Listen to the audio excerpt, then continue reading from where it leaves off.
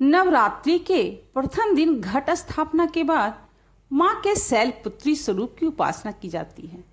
हिमालय की पुत्री होने के कारण इन्हें शैलपुत्री भी कहा जाता है। माँ शैलपुत्री का स्वभाव बेहद शांत और सरल है। देवी के एक हाथ में त्रिशूल और दूसरे हाथ में कमल का फूल शोभा दे रहा है। नंदी बैल पर सवार माँ शैलपुत्री को वृषरूढ़ा और उमा के नाम से भी जाना जाता है।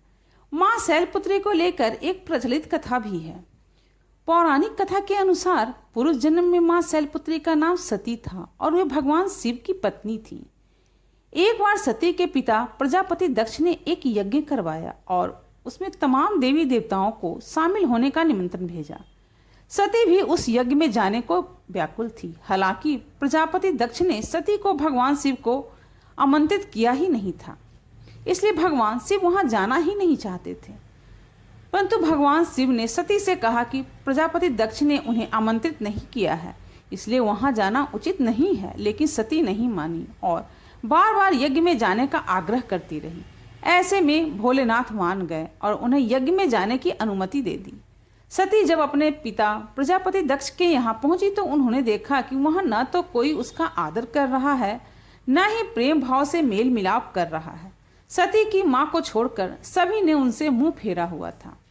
सिर्फ माँ ही थी जो उसे प्यार और दुलार दे रही थी। यहाँ तक कि उसकी सगी बहनें भी उनका उपहास उड़ा रही थी। उनके पति महादेव का तिरस्कार कर रही थी। स्वयं प्रजापति दक्ष ने भी उनका अपमान किया। सती सबका ऐसा रवैया बर्दाश्त नहीं कर पाई और अंदर से बहुत दुखी हो गई। उनके पति का अपमान उनसे सहन नहीं हुआ। इसके बाद सती ने ऐसा कदम उठाया जिसकी कल्पना स्वयं दक्ष प्रजापति ने भी नहीं की थी। सती ने उसी यज्ञ कुंड में कूदकर अपनी आहुति दे दी और भस्म हो गई। उन्होंने अपने प्राण त्याग दिए। जैसे ही भगवान शिव को इस बात का पता चला, वह क्रोधित हो गए। उनके गुस्से की ज्वाला ने यज्ञ को ध्वस्त कर दिया। कहते यही सती अगले जन्म में शैलराज हिमालय की पुत्री के रूप में जन्म ली और शैलपुत्री कहलाई। पार्वती और हेमवती भी इसी देवी के अन्य नाम हैं। शैलपुत्री का विवाह शंकर भगवान से हुआ। शैलपुत्री शिवजी की अर्धांगिनी बनी। इनका महत्व और शक्ति अनंत है। नवरात्रि के पहले दिन माँ शैलपुत्री की पूजा में सभी नदियों, तीर्थों और दिशाओं का आवाहन किया जाता है। पहले से लेकर आखिरी दिन तक नवरात्रि की पूजा में कपूर का इस्तेमाल बेहद ही शुभ माना जाता है। कहते हैं कि माँ दुर्गा की पूजा में कपूर के इस्तेमाल से उनकी विशेष कृपा भक्तों को प्राप्त होती है।